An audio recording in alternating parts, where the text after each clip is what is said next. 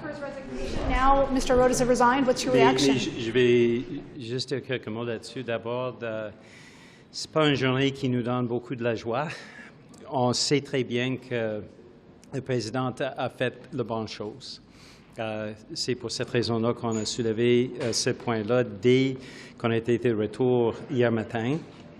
C'est parce que l'NPD croyait fermement qu'il ne pouvait pas continuer comme président. Il y avait trop de blessures, trop de personnes qui ont été blessées par ses propos et qu'est-ce qui s'est passé vendredi passé.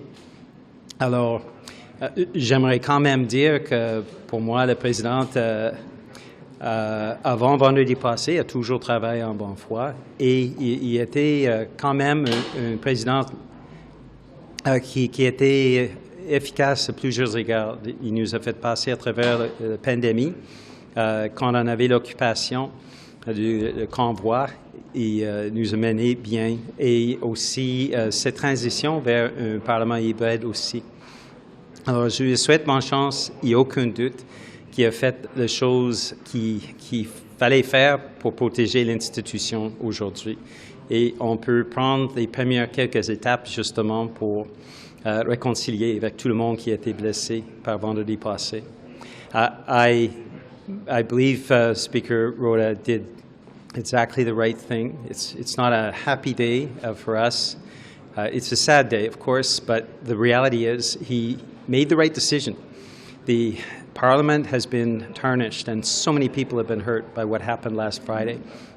Members of the Jewish community, members of other communities, and Canada's reputation, Canada's parliamentary reputation has taken a real hit.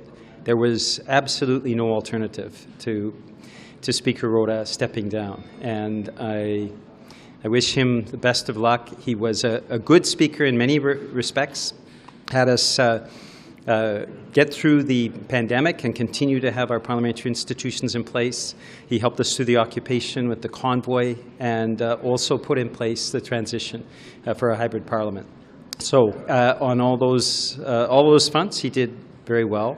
But what happened last Friday simply meant that he had to step down as Speaker. What did House leaders tell him during that meeting? Did they say, we've all lost confidence in you, and is that why he's stepping down, or should he have stepped down yesterday? I think you've seen publicly that all the parties have taken a position that they lost confidence in the Speaker, and that is what we've been communicating with the Speaker as well. À long terme, cet épisode-là fait quoi pour la réputation du Parlement canadien dans le monde? Ça blesse énormément notre réputation. Je pense que tous les parlementaires ils sont conscients. Il va falloir qu'on continue à travailler pour repérer.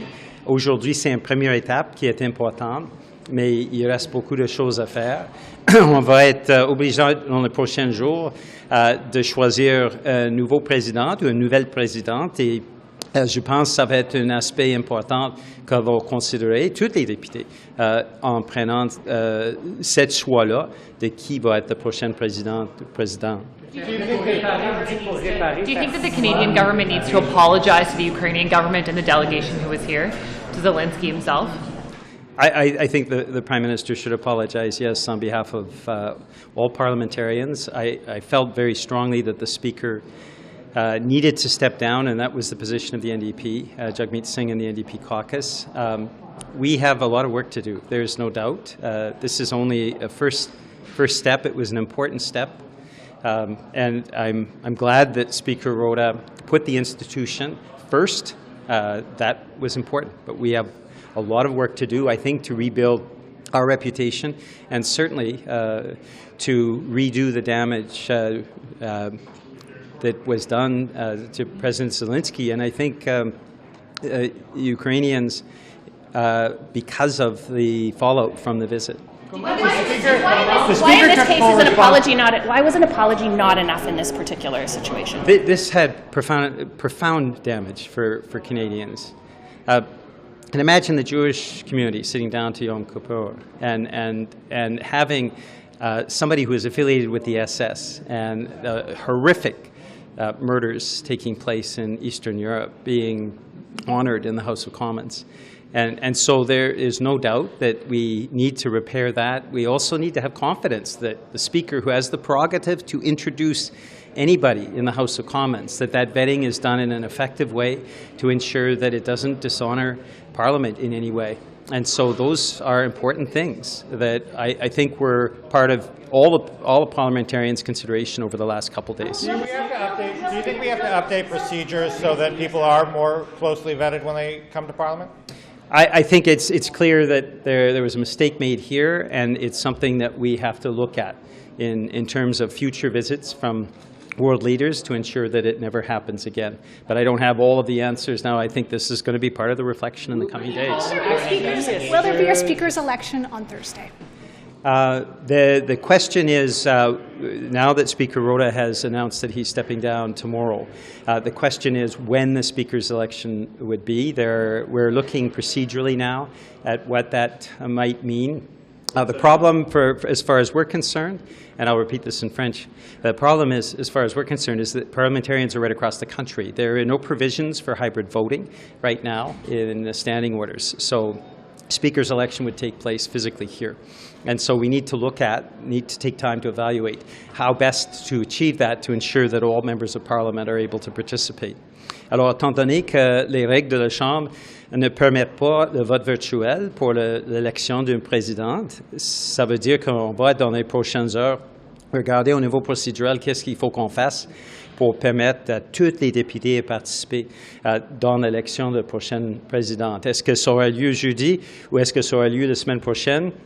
Ça, on va regarder au niveau procédural. On a d'habitude mardi soir ou mardi après-midi une réunion des leaders parlementaires aussi, et on va bien sûr discuter c'est quoi les options. Est-ce que le Parlement, si les activités du Parlement seraient suspendues en attendant l'élection, ou les vice-présidents continueraient? Les vice-présidents continuent aujourd'hui puis demain, mais l'instant que le président démissionne, il dit qu'il démissionne demain soir. Ça, c'est inconnu. Puis c'est vraiment sans précédent qu'est-ce qui vient d'arriver. Alors, on est en train de regarder c'est quoi les options procédurales. Est-ce qu'il faut que simplement on mette fin à nos travaux demain soir, puis on revienne la semaine prochaine? Est-ce qu'on aura des élections cette semaine? C'est quelque chose que je pense, et toutes les parties, je pense, en travaillant de bonne foi. Alors, je pense qu'on va trouver des terrains d'entente. So the question, I'll just repeat that. I'll just repeat it. I'll just repeat it in English, please. I would just repeat it in English, and then I'll go back to a French question.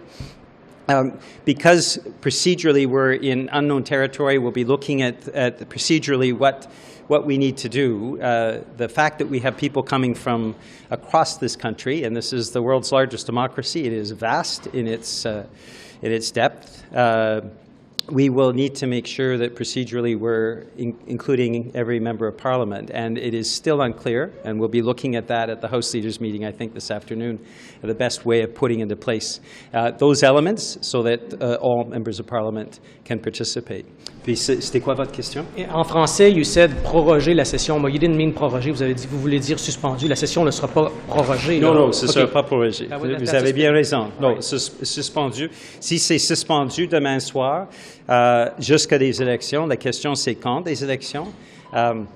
Mon préférence personnelle, c'est que ça sera mieux la semaine prochaine parce que ça donne plus de temps pour les gens de venir d'autres coins du pays. So it seems like you're saying there's not enough time to get this figured out before the end of the day tomorrow, so is there a chance he stays on as Speaker? I didn't say that at all. I said that we just had an announcement, and we are working through that, and in the next few hours I think we'll have answers, and we'll be able to clarify things. But this is unknown territory, and so we have the responsibility to do our due diligence to make sure that we are putting in place a process that Canadians can be proud of. Did this come up at all? A parliamentary investigation into what happened. There's some calls to have an investigation before PROC. I'm sure there'll be committees looking at this. There's no doubt. And do you support that? Would you bring it to one of your committees? I think committees will be looking. There are a number of different committees that could be involved, and I'll leave that to the critics that are looking at the exact motions. But yes, we want to ensure that this never happens again.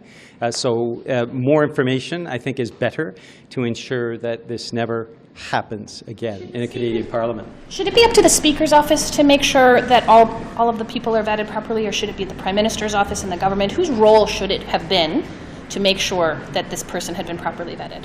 I think in this case, very clearly, it was the Speaker's office. That is why I believe the Speaker has now stepped aside. But we need to ensure in the future that this doesn't happen again. And that may involve a different protocol or process to ensure that that doesn't happen. Merci beaucoup. Thank you.